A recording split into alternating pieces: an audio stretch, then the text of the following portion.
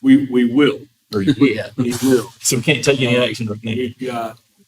We've got 4.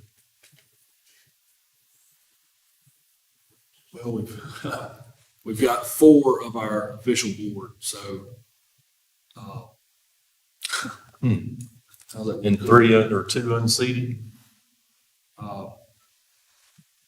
Here's what we could do. You can approve the minutes later. You can approve the agenda later, or just get Yeah, consensus. just swear in the new members and then we'll Swear it, we can do that. Yeah. Okay. So, first thing we need to swear in new members, and we're gonna swear in, Tom remotely, and Hillary will swear new members in, and Sam, you're starting a new term, you'll be sworn in today as well. So if, Chris and Kat, Sam will go up to Hillary. She'll swear you in, and at the same time, Tom, if you'll, unmute.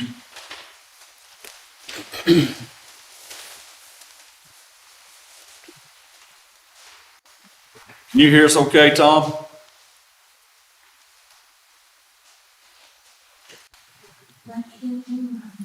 Hang on just 1 second. Tom, are you there? It went off.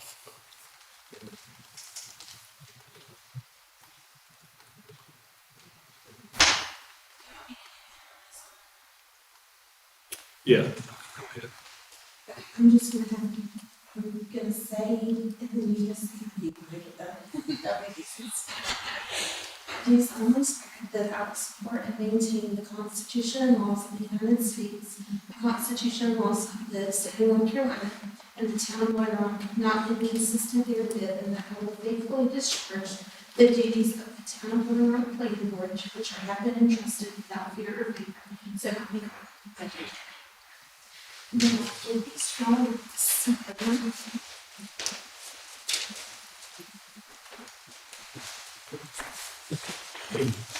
Tom, were you able to hear that?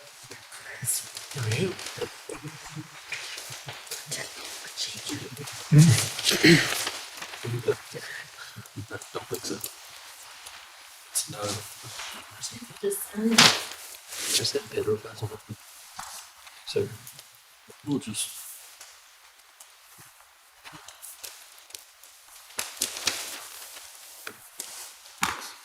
Thomas, you hearing anything from him?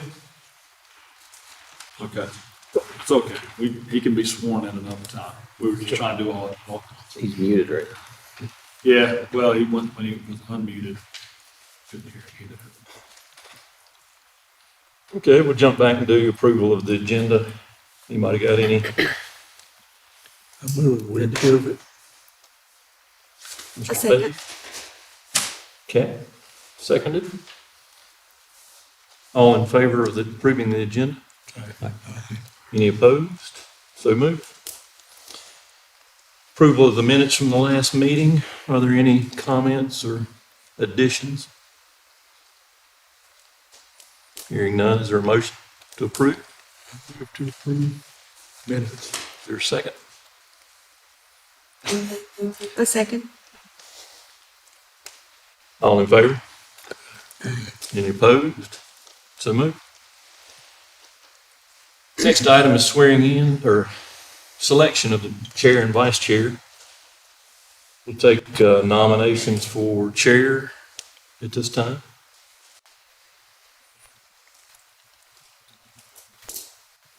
And Harrison was the vice, is that correct? Harrison was vice chair.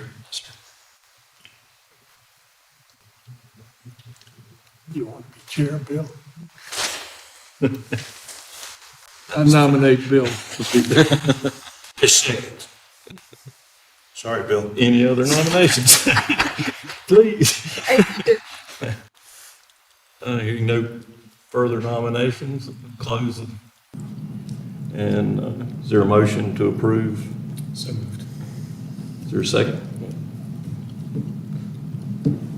All in favor, indicate by saying aye. Any opposed?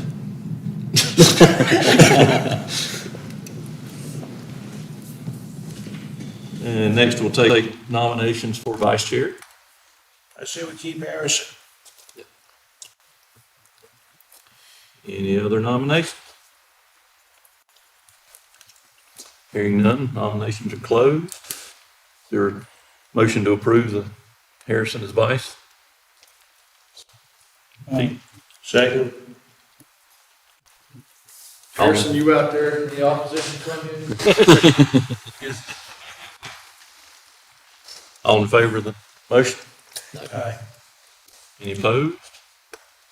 So moved. First order of business is approval or overview of the planning board roles and responsibilities. And Kevin, we'll talk about that. Yes, sir. I'll try to share my screen.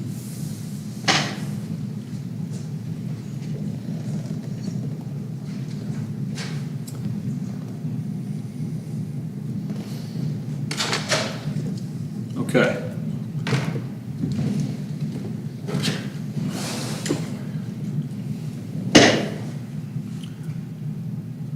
I'll move this. Thank you, Hillary. She left. Some of you have seen this before, but this one is new in that, one, I changed the colors. I added some other slides, and I changed some of the format, some of the wording. We used to do this orientation setting. We did it as far back as 2003. Just to give you a brief overview of your responsibilities and your roles as planning board members.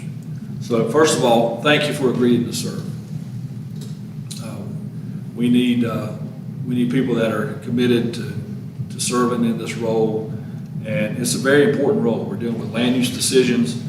We're dealing with projects, individual projects, long-range planning. We'll be looking at comprehensive planning in the coming year, a year and a half at least.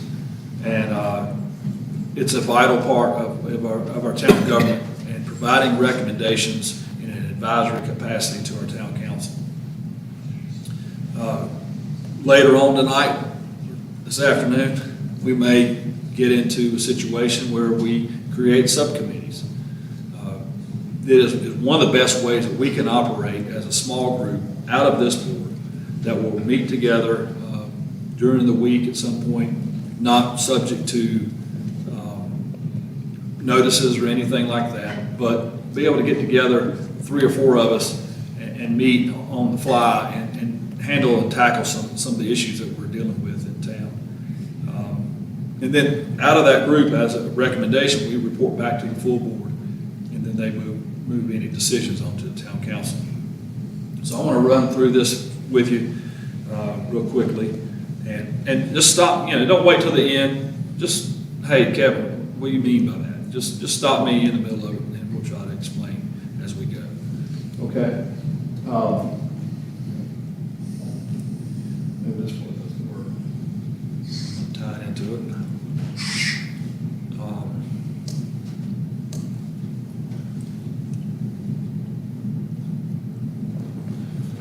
This is an overview. It doesn't show up very well. But it's an overview of the town limits and the ETJ aerial shot. And the red outline indicates the corporate limits. You can see 321 Linus Way going down to Lenore, Blue Ridge Parkway, kind of following this movie here. Everybody see Bass Lake. And then the orange outlines our ETJ area. Extraterritorial jurisdiction. It is not in the town, but it is regulated by our land use code. The town code, chapters 1 through 15, which deals with noise, dogs, streets, and some other things, does not apply in the ETJ. Just the land use ordinance and the minimum housing code. And our building code, all of those things that govern development of property is applied to the ETJ. They don't pay taxes and they don't get services. This is not participating very well. This is our zoning map. All areas that are colored are zoned, whether it be residential or commercial zone. The majority of it, as you can see, is yellow. It's R15, single-family zoning district. We've got, what's the next thing that stands out to you of colors? Red. Red, general business along 321. What's the next thing that pops out? Green. What's the purple? Purple. That's the Foley Center. That's HMC zoning, hospital medical complex. And it used to be concentrated at the old hospital. But that property is changed. It's conditional zoning for that property. But I'll go over those. O and I, this is the, I call it the assembly ground, it's the Blown Up Conference Center. And then you've got some green areas with some hashed over. That's in the ETJ, that's out Green Hill Road. And that's RA, residential agricultural. You've got this little green, this is Parks and Green Space, this is Parks and Green Space, this is the Glen Burnie Trail, and this is the area around the pool and maybe lake. This green right here, that's the horse show grounds. All this orange and this red in the center, and this right here, this is Chicola. Country Club, these open tracks, this is the actual course through here, and then the clubhouse and everything is here. This is a little satellite annexation. This is the Blue Ridge Vistas. Then we've got some other places that are satellite. It's hard to tell on this map because it kind of blends together. But we've got, right, Edmiston Road is here, and the Atchkey Mountain, that's in town. This is in town, but they're satellite because they're not directly attached to the corporate limits. In this case, the parkway is that boundary that separates the two.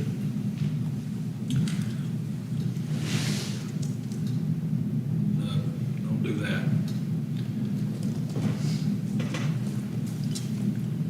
All right, the makeup of the planning board. You get that, there's a play button down at the bottom right, kind of. Help me. Yeah, what am I doing? Right there, no, go back, yep, click that. That's what I want. And then you should be able to click it and it'll go to this next slide and stuff. I don't know what that thing is over there, but, Thank you. oh, that's your Zoom. Good work, man. It's okay. I like it there though. I have to hit an escape or something. Yeah. There you go. Good enough. 8 members are full-time residents. One represents ETJ, in this case it's Harrison. Harrison also represents the Board of Adjustment for cases that would come that are directly in the ETJ. He would serve in that capacity. On planning board, he's unlimited. We've met the third Thursday. It's been mostly 5:30 for at least the last 20 years. There have been some times we've moved that date around. And last month, for a certain purpose, we had to move that to the fourth Thursday. But for the most part, third Thursday. The quorum is 5 members. When we started tonight, we didn't have a quorum, so we had to put one together, swearing in new members.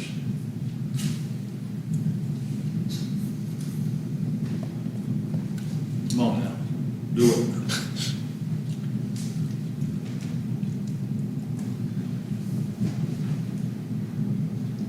And I can send this out to you. Well, maybe I can scale it down and send it to you if you want to refer back to it. Really, you make recommendations or in an advisory capacity on new commercial developments, rezonings, conditional rezonings, approve amendments to the ordinance. Any amendment to our land use code or the map, the zoning map, those two things are together as one. That any amendment to those requires planning board recommendation before it goes to council for a public hearing. You also are the watershed review board. We rarely have any changes to our watershed. Conflicts of interest, anything that you have a financial interest with someone that's presenting before you, you should recuse yourself and not be represented on the planning board for those.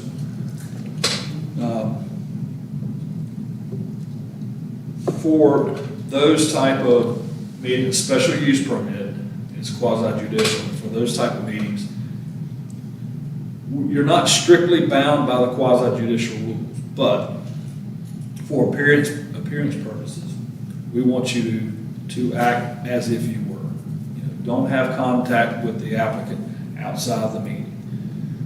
Don't discuss projects that are quasi judicial amongst yourselves. It just keeps everything clean. Again, you're advisory only. You're not, when someone brings a special use permit, it is not a public hearing, but it is an opportunity to hear the evidence and so that you can make a decision and a recommendation back to council.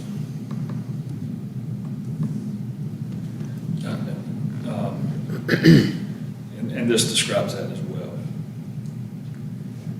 We're bound by the North Carolina open meetings laws.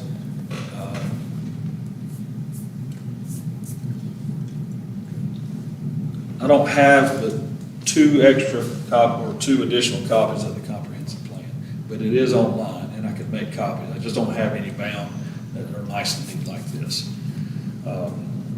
But our comprehensive plan just kind of is a roadmap for how the town develops and how policy decisions are made by the council. Most places are at least 10 years, sometimes 20. Sometimes they're as little as 5 years in advance, but that's not very common. Cities in North Carolina are required to have a comprehensive plan or a land use plan now. This one was approved July 8th, 2014, and the council at the retreat has planned for us to start the process again in late 22 and early 23. So we're including that as part of the budget. So we will be taking that on towards the fall of this year to at least get the process started. The land use code, this is the book I've based about all my decisions out of. It's a set of rules that govern how property is developed, whether it be the type of development by a particular zone, how, building height, the setbacks, the landscaping, the stormwater, what the type of materials, where it's placed on the property, parking, a wide range of things. The land use code covers all of it, and that's how we govern how property is developed in town, whether it be single family with accessory apartment, multifamily, commercial. It affects all of it, and it has different standards for different applications of use. Our residential zoning districts, R15 is the most common. 15 means that the minimum lot size is 15,000 square feet. But in the watershed, there's another overlapping rule is that if you're going to develop the property and divide them, that you're only allowed 2 units per acre. So anything that's really about right through here that way towards the country club and all property that way falls within the watershed. So the density is no more than 2 units per acre. The smallest lot, 15,000 square feet. R10 allows a 10,000 square foot lot, and those are 3 different categories: single family, duplex, and multifamily. And then R6 has single family and multifamily. We do have 3 lots in town that are zoned for mobile homes. There's no mobile homes on them, but it's off Ransom Street right behind Holiday Inn. They're actually a triplex on one, and the other I think is vacant. Well, the other 2 are vacant. Our non-residential zoning district's town center is 1 lot deep along Main Street, Highway 221 to Chestnut Drive. Central business, if I went back to the map, it's all the pink that's downtown. Currently there's no difference between town center and central business. Every use allowed in town center is allowed in central business. There's no other dimensional standards that are different. But it's set up to that so that we can do that. Later this year, we're going to be looking at amending our standards for east side of Main Street versus west side. And we tried that a couple of years ago, but we're going to involve the public in greater detail and hopefully move the process along to have some different standards to really reflect what is out there today. General business is the area along 321 from South Main Street through Tanger and on out into our ETJ areas towards Aho. Office Institutional, the school, some of the properties that the town owns, hospital, medical complex, really around the Foley Center. The Horseshoe Grounds is self-explanatory, and then Parks and Green Space, some of the areas that we have that are open. As I mentioned, the Glen Burnie Trail and the areas around the Royal Park. This is just a snapshot. This is not the table of permissible uses. It's just a collection of different uses. If it's a Z in the category in that zoning district, a zoning permit is required. If it's an S, it's a special use. Special use permits, it means the use is permitted, but there is a process to go through. Go before planning board and town council. If they meet the requirements of the code, state law says you pretty much have to approve that project unless there's something with that development that will do one of these four things: endanger public health and safety, reduce the value of adjacent property, or substantially reduce it, not be in harmony with the neighborhood or surrounding area, and not in general conformity with the master plan or the comprehensive plan. As a planning board, you can recommend conditions. Someone will bring something before you, and you can say, this is unique. Why don't we add a condition to increase the buffer on the backside where another land use may not be compatible? You can apply conditions. Council can agree with those conditions or leave them alone, or they can add to those. So that reasonable conditions can be applied to that permit to minimize any effects on the proposed development. This is just general speaking. You have a front yard setback, two sides, and then a rear. Sometimes a lot may have two streets, or be on a corner that would have two streets.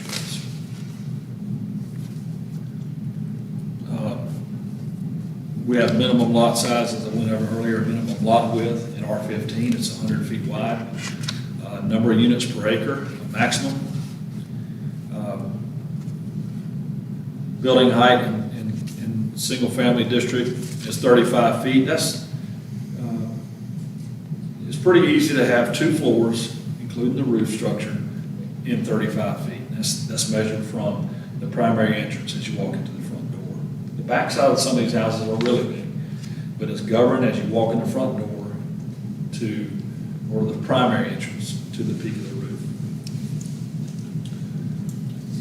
I mentioned watershed protection ordinances because it's not our drinking water, it's really Boone's. We're within 10 miles of Boone's water intake, and so the state puts watershed restrictions on the area that flows to that.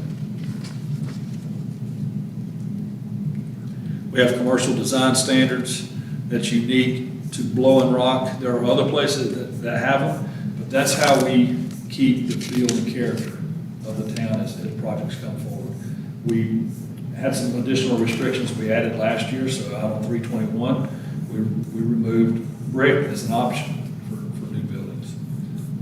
We require a certain type of roofing to be compatible with the Mountain Village is how it's been defined in our land use code.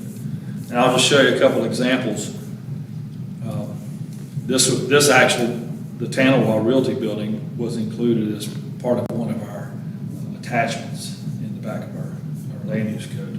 Because it's got a pitched roof and some heavy timbers, some stone, rock chimneys, and some other things that it doesn't look like a typical realty building. It has a little bit of a residential look.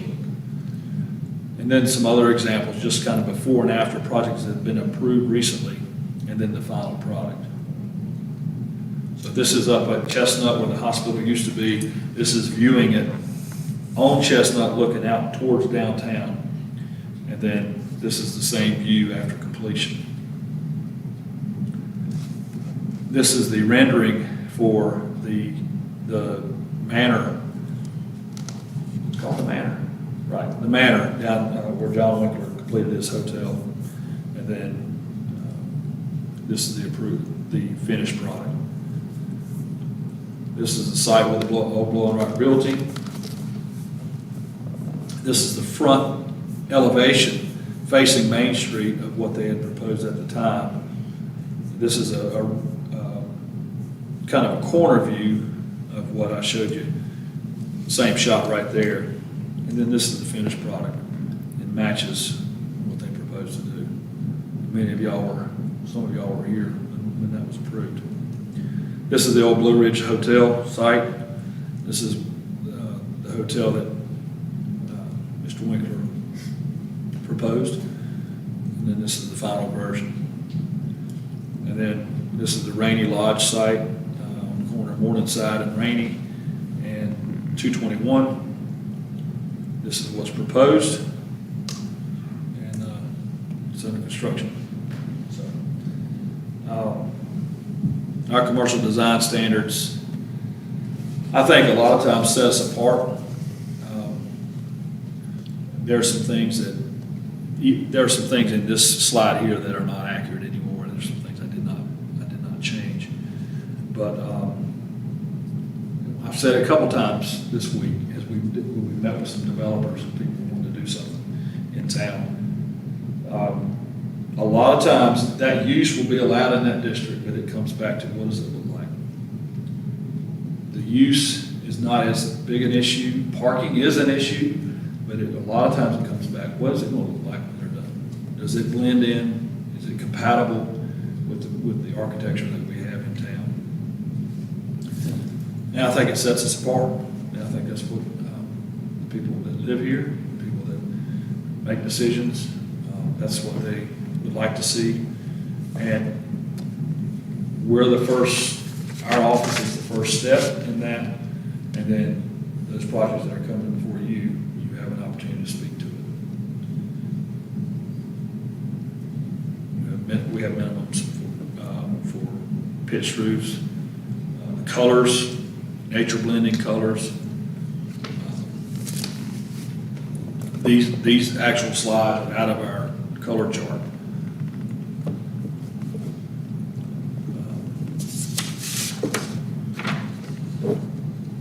Some other things, general design standards, sign regulations, and our sign regulations are compatible with our building materials. That sign should be very complementary to the colors that are found on that building. And we work really hard with some corporate designs, Holiday Inn, we work really hard to get them to back off some of the intensity of some of their colors.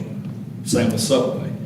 Some of these corporate organizations, as they bring their standard sign colors and design, we work really hard to make them a little bit more natural, back off the intensity of the colors, and try to make it a little bit more compatible with the other signs that you see. We do require signs to be sandblasted.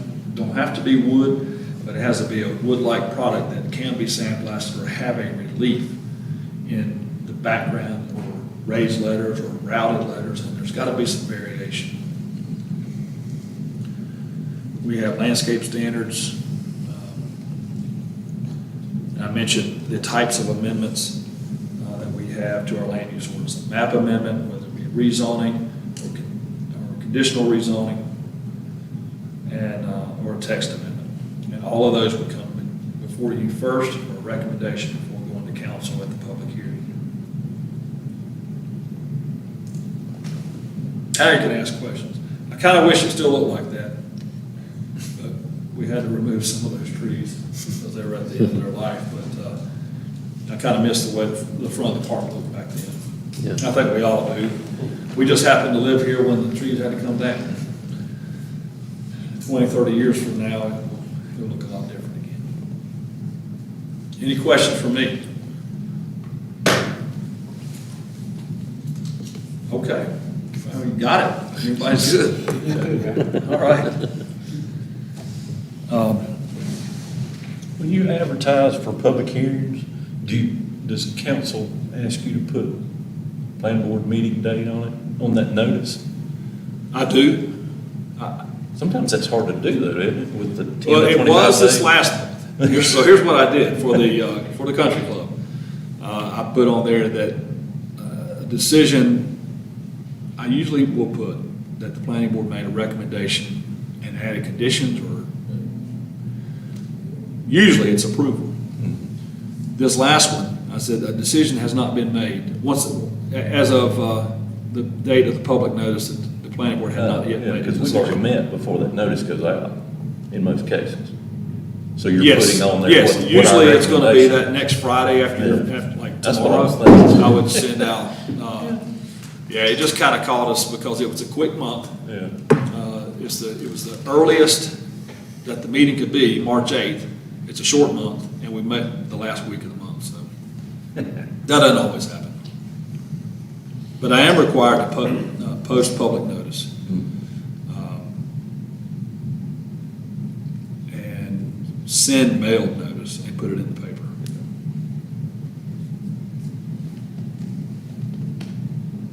Once a week for 4?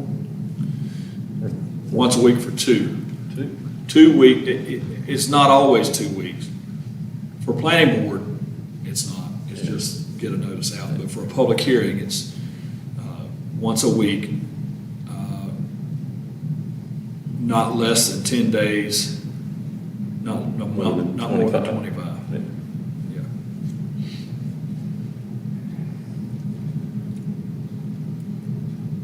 Okay. Anything else on that subject? Okay. Next subject. You still got the floor. Keep going. I got the floor. Okay. So I sent you all a summary as best I could of kind of where we've been with downtown outdoor dining and parking.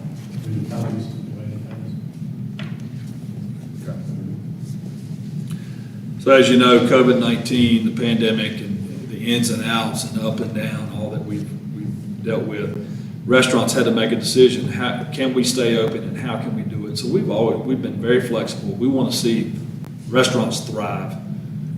Our local people have an opportunity to have a place to eat, and the people that are working there have a job. And so we were very flexible. And then as we saw things were starting to ease, we said, look, we need to get back to what the code says. And then it spiked again, and it was like, well, let's back off. So we've just kind of been giving and taking a little bit. Then as we suspended that, we were getting towards the end of last year, and then we knew we were going to council. We had some restaurant owners say, look, we need to know what we're going to do. We'd like to keep what we've been doing, but there's some parts of that are a little unfair to the people that whether they've paid for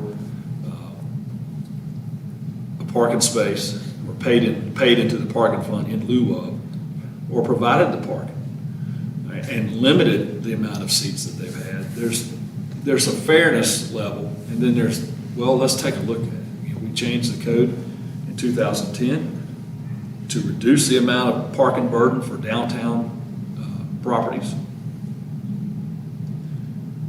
For example, prior to 2010, the land use code required 1 parking space for every 100 square feet, gross square feet of a restaurant. That's everything, bathroom, kitchen, all of it. Downtown is kind of difficult to provide that level of parking because of the space. The bypass, you have more room, but maybe as we look at this in detail, maybe 1 per 100 is still too great out there. So we reduced it downtown 10, 12 years ago. It said 1 per 250. And also said, if you're changing from an office or some other use to a restaurant with 12 or more seats, then it triggers a parking need. You figure out what the difference or the net increase for that parking is from the office to a restaurant. And the code just requires half of that be required. So that, again, further reduce that burden in downtown. And we also changed the outdoor dining, was one parking space for every four seats. We changed it to one parking space for every 6 seats, outdoor seats, until you get to 40. When you get to 40, you know, you're back under the other previous rules. So, restaurant owners have asked council to consider some changes to those regulations and the parking requirements. Council met in March, asked the planning board to evaluate and recommend some potential changes to the land ordinance, taking some of these things into consideration. One, downtown parking availability. You know, the idea that people are already parked, if they're here, do we need to further burden a restaurant with having to provide seats? Or maybe we do. Safety. Are the places that they're going to provide for people to eat, is it somewhat level? Is it a safe surface for people walking? Does it meet building code? Or the ADA issues of accessibility from the parking space into the building, back out into an outdoor eating area? ADA, excuse me, I said that. The difference between downtown and 321. There was a council member asked that we look at maybe making it even, maybe not requiring more demand downtown, but maybe easing that restriction or easing that requirement out on 321. And there's other things that, you know, there are other factors come into play that we don't even think about. So,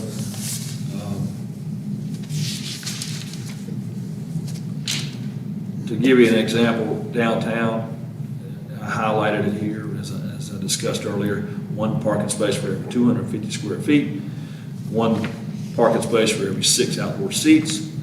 So there's a lot to unravel.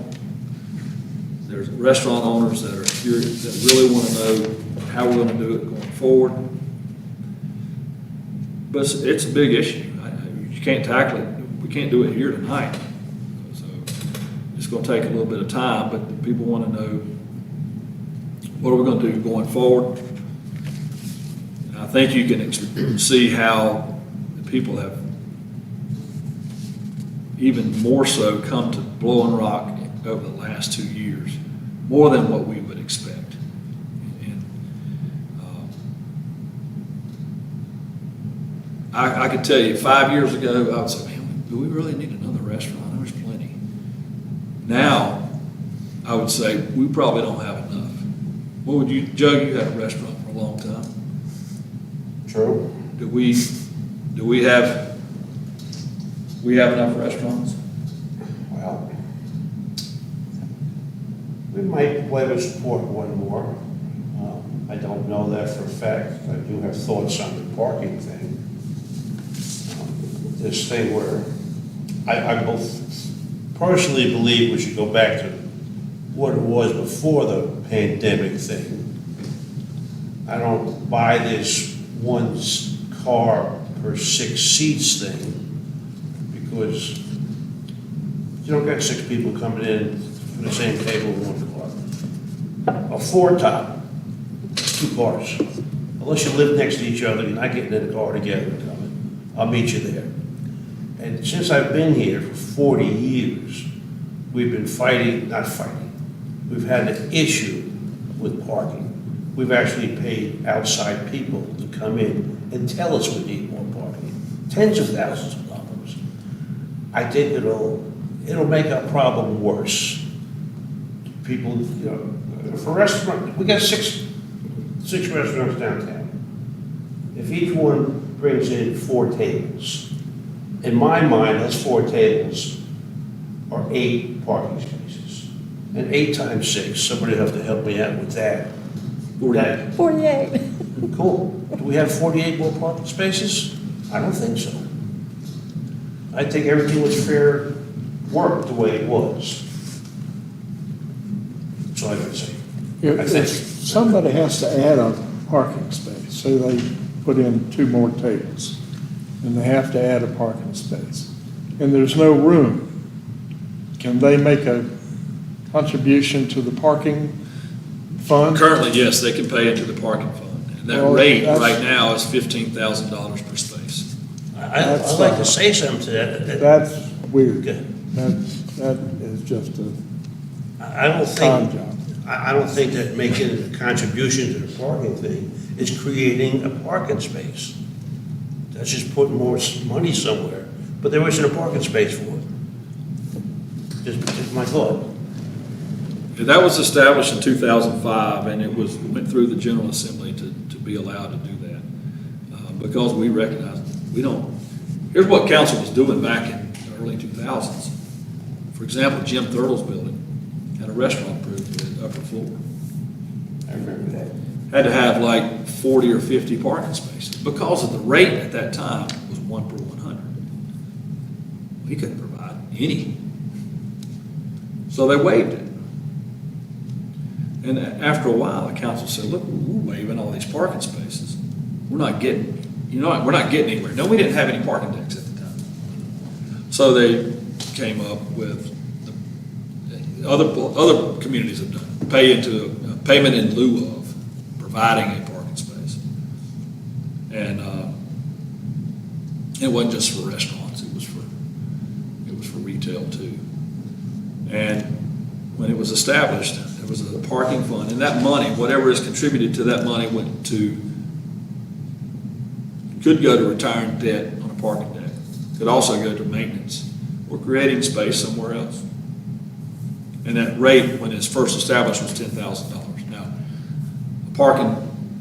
when we built the parking deck back here beside American Legion, a parking space, not including the land cost, but to build a space was $24,000 in a deck. That number went up to $15,000 a few years later. Now, I can tell you who paid the most money was Dr. Hanna when he built the Hanna on Main Street. He paid for 18 parking spaces. He paid $180,000. And he had to reserve 2 spaces on his old Snips property. And then that has then transferred up to where the real estate office is for the residential portion of that building, the 2 apartments upstairs. So he's paid. Gaines Kiker paid $30,000, $10,000 for 3 spaces at his place. A couple others have paid a little bit here and there. That was the idea behind it, just for a background. But you're right, it may not be providing a new space. It's a fine Now, by another name.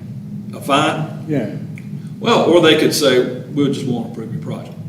Provide it on site, so that gave someone at least a relief valve. Look, I can't provide it on site, what else can I do?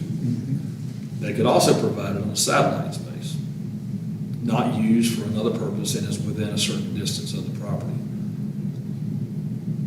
So that's what was done.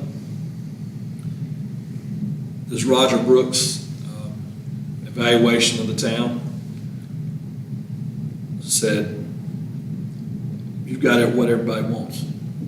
You've got it, but you don't have enough parking. And so maybe not everyone comes downtown, doesn't drive downtown, but parks remotely and shuttles in. And that would maybe provide some relief. And then also, we're going to pay parking downtown. So I was going to also mention that 15,000 was down to 7,500 a couple of years ago, and then it went back up in 2001, back to 15,000. That's where the rate is now. So a lot of good things to discuss. I have a question. Yes, Some restaurants have their own parking. yes. So how many restaurants are affected by this? I mean, I know it covers all of them, but if you take into account Town Tavern has some parking, Hellbenders has some parking, El Rincon has some parking, Speckled Trout has some, probably not enough. And then, well, 2 questions. What was this based on? these requirements, how did they come up with, what was the rationale for, one space for every 6 Yeah. outside seats as opposed to, square feet inside? Just for my, this is basically my education. No, that's fine. That's a good question, and hopefully this answer will be a good answer. So, prior to 2010, the rule was, and this is kind of a national number.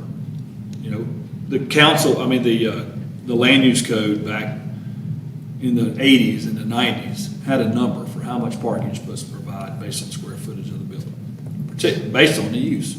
So downtown, it was 1 parking space for every 100 square feet, gross floor, closets, stairwells, all of them. And then 1 parking space for every 4 seats outside. In 2010, the council said, we probably ought to reduce that for downtown. Understanding that there's not enough land per building, because that's everything is 0 lot line. Or not everything, but most things, especially on Main Street, 0 lot line, 3 floors, there's no place to put parking. And so we went with this, instead of just cutting the burden in half, we went to 1 per 250, and then said, let's stretch it out to 1 parking space for every 6 seats. And that's where the rationale was. Was that a good answer or halfway, and No. I'm more confused than when I asked the question? Okay. So what's, the way you described just now in your presentation, the way you described the question is really just, it was a little different than I expected. So let me just make sure I understand the full scope of what is being considered. It sounds like the outdoor seating that's in place, the way you described, the way I heard it, let me say it that way, is a given, and the question is only about what to do with parking rather than a broader question, which would be if folks during the pandemic, restaurants in whatever form or fashion during the pandemic have added outdoor seating that didn't have parking provided with it. Is that part of the scope of what's being looked at now, of whether to scale back that outdoor seating? Or is this just simply a question, for this group anyway, about what to do about the parking per se? It's comprehensive. It's all of it. It's where, let's evaluate the amount of parking that's required for outdoor seats, the amount of parking that's required for indoor dining. Do we want to just say, have at it? If you could put tables out there, go do it. I think that's a little dangerous because, certainly wouldn't want them putting them in the parking lot, except in the case the pandemic was different. We were letting people do just about whatever to stay open. We would work, I guarantee we'd work as hard as we could with El Rincon for that owner to say, we'd like to put tables out front and designate that and formalize it, maybe even have something covered over the top and eliminate parking backing out onto Main Street. Because we're going to put a sidewalk down through there fairly soon. And that's what we did with Speckled Trout. We said, hey, let's work out something. Y'all backing out into traffic for the last 30 years. It's not been ideal. And some people just pulled right in through the building. That's why there were bollards up there years ago. So we said, how about we're going to put a sidewalk around here. We don't want people driving in and over the sidewalk. That's not going to be a good situation. How about y'all put some outdoor dining out here? They bought the lot, the gravel lot. The Brinkers do not own the property that Speckled Trout is on. They own the business. They bought the lot next door. So they had some control over some additional parking. So we worked out something with their zoning permit. We're going to put a sidewalk around here, put some outdoor dining, whatever's going to suit your needs, and go from there. And I think it's been a great addition to the town. I don't think think anybody would disagree with that. But going forward, the council wants us to evaluate what our code says now, and do we need to have other considerations? Are we too restrictive, or are we not restrictive enough? And I think it's a clean slate. Let's look at all of it, and maybe there's some recommendations that we may need to change what we've got. Does that explain? Yep. And also thrown in at the last moment for that at the council meeting was, oh, look at 321 too. My opinion, I don't think you can treat them the same. They're different. They're zoned different. There's different types of uses that are allowed out there that are not allowed downtown. You're allowed to have drive-throughs out there, not here. Not downtown. I don't think they should be treated the same, but maybe they need to be treated a little bit more equally than they currently are. My opinion, maybe not be y'all's. Tell me about tables and square foot and parking spaces on 321. Do we have the same deal? No. Did I have the same deal that people downtown? No. On the bypass is one parking space for every 100 square feet. Still? Yes. And tables is 1 per 4. Kevin, I want to make sure, but I am positive the 100 square feet, I'm not so sure about that. Go ahead. it says restaurant owners have asked the town council to consider some changes to the regulations. What kind of changes? Specifically, what kind of changes? Nothing specific. Get your foot off our neck? I'm guessing they want to keep all the outdoor seating they've accumulated, which would in turn hurt the storekeepers downtown. I'm just talking about downtown. We always had plenty of parking out there. But that would, in turn, it would hurt them guys. I mean, they deserve parking spaces too. I mean, I'm all for restaurants, like mine, but you gotta keep them in mind too. Here's a thought. So,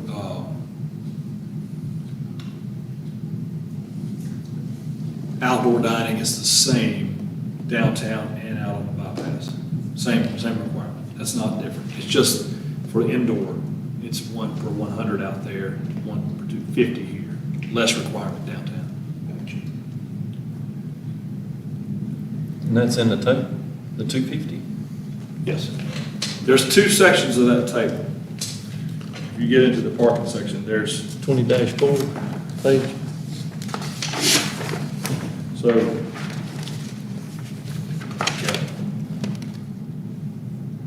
the first section,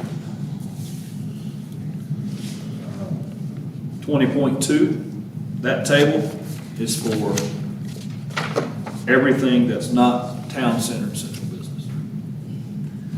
Go on to 20.3, that's everything town center central business.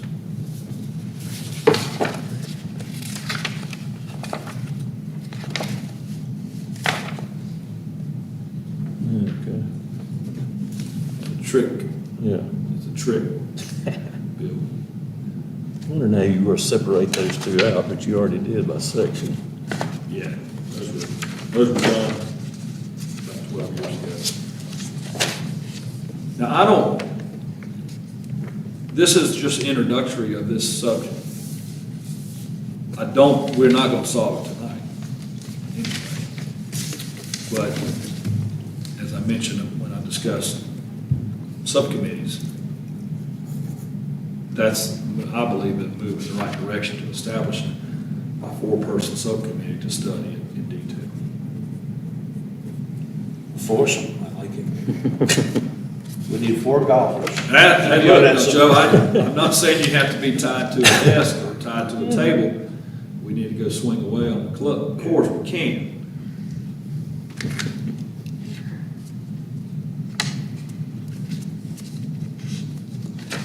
So,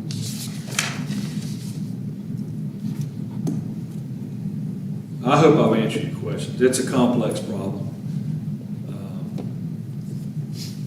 Do you know if the restaurants are allowed, again, because I've been at it for a little bit, are they allowed 100% capacity inside yet? Yeah, absolutely. Hadn't been restricted in well over a year. Gotcha. I like the way you do it by square footage, because most old ordinances are by seats. And I've always wondered how in the world you do go in there and count seats every once in a while. Just make There's sure. a fire occupancy that's tied to the building code that is a square footage, I think it's 15 square feet per person. That sound about right, Ron? And So you can that's pull one it way back to out. do it, but the square footage is a lot easier for us that are just calculating, oh, you got this. You know, downtown, we also, if it's retail to retail or office to something, there's no requirement. There's no requirement, whether you have 0 parking or 100 spaces, there's no requirement to make any change. The two uses downtown that require a change: a restaurant with 12 or more seats, whether they're inside or out, and short-term rental. If you've been renting an apartment long-term for 25 years, and you say, I want an application and we'll start renting this thing on the weekends, and that's it, you have to provide a parking space for every bedroom that you're gonna rent. That's the only two triggers. Everything else is a wash. We changed that in 2010. It used to be, you know, and we didn't just change parking for restaurants in downtown. We did it for everything. Retail is, instead of 1 per 200, is 1 per 400. So we changed it for everything for downtown. And it made sense. There's not many people that have a whole lot of parking in downtown.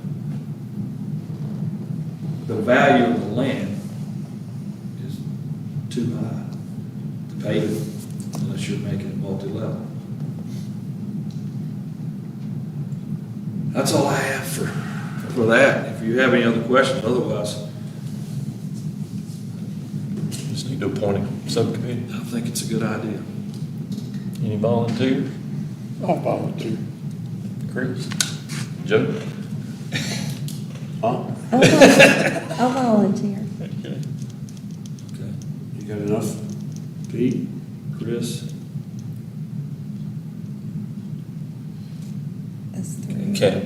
Kat. Joe? You talk force me. All right. Okay.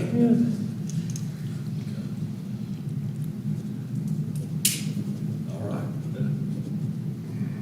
You want me to meet with him? Are you? Yeah. Well, Or you? if we have a quorum of this board, then I have to That's notify. So that's why we keep it full. Four, okay, and then you'll be there, so. I'll be there. Yeah. I'm ex officio. I'm just taking notes. But we'll do a lot of this. Man, Sam, come on now. That game ain't that. No, I'm just messing with you. I know you have somewhere to make. Thank you, Sam.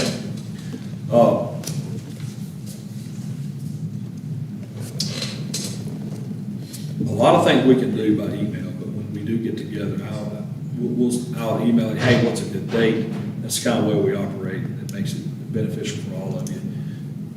Not at night, if we can help it, not during the day. And we'll work around y'all's schedule as best we can. And, you know, we can meet once a week or a couple times a week, whatever y'all want to do. We'll not be here next week to meet, unfortunately. Well, I'm having hip surgery Wednesday next week, so next week would not be a good one for me either. I can start gathering some information, and y'all are certainly welcome to, you know, see what some other communities do. And anybody can do that, and say, hey, email the group, hey, I found this is what this community does. Or if you see something, if you're out in some other town, see something that they do, and, you know, we'll figure out, we'll call their local government and see, how do y'all regulate it? But there's, these restaurants are important to our town. People love to be here. But it's also not a good idea to show up at a restaurant that's a 2-hour wait. You know, it just leaves a bad taste. Chair, can I add something? If you Google, COVID and temporary seating, outdoor seating right now, this is a countrywide thing with a lot of information. I think a lot of folks is trying to go through this, but there's some good information, just pulling that up. Whether they resolve anything, I don't know, but they're talking about a lot right now. That's good. There's a Talk to different the guys. mindset. I talked to Rob Dyer, he said, look, we added the tent because even though there were no restrictions, people had this sense like, I'd like to be a little bit more separated. And so they'd even eat outside. If the weather wasn't great, then they would inside. And so it's a little different, and that mindset may be changed for a while. Talked with the guys at Highlands, tried to think of communities like ours in the state, and, you know, they got 3 business districts, and they just exempted the central business from any parking requirements, period, and applied it to B2 and B3. Well, I'm on record as saying this in our retreat, and you can go back and watch it. And I said, look, this may not be a popular idea. I'd say, don't require parking for outdoor dining. Let it go. And a lot of communities now are going, like I talked to Gastonia, which is not a good example of anything going on here, but some of the more urban places are going to maximum parking Yeah, that's true. instead of minimum, Yeah, and getting rid of, and letting the economics drive it. yeah. Well, so we will have, after this apartment, this hotel here, 14, 12, 6, almost 50, plus about 80, 85, plus some other short-term rentals, near 100 new units that people will park on site and they'll be walking around trying to find a place to eat. Yeah. You know, so the hotels and those kind of places are providing the parking on site. We're gonna get a project coming pretty soon on 7 acres. It's gonna change the game. Yeah. Outdoor dining, we're gonna forget about that subject when this project comes forward. We'll have- 7 acres, what you call it? Yeah. But we knew it was something would become something like that. Didn't that used to be 11 acres? No, It was always 7? yeah, 7.3 or 7.4, somewhere in there, 7.2. Now, there's another 15 behind it, Yeah. zoned differently too. Well, I'd make a motion, we close the meeting. Is there a second? A second. Hearing no objection, we're done. Okay.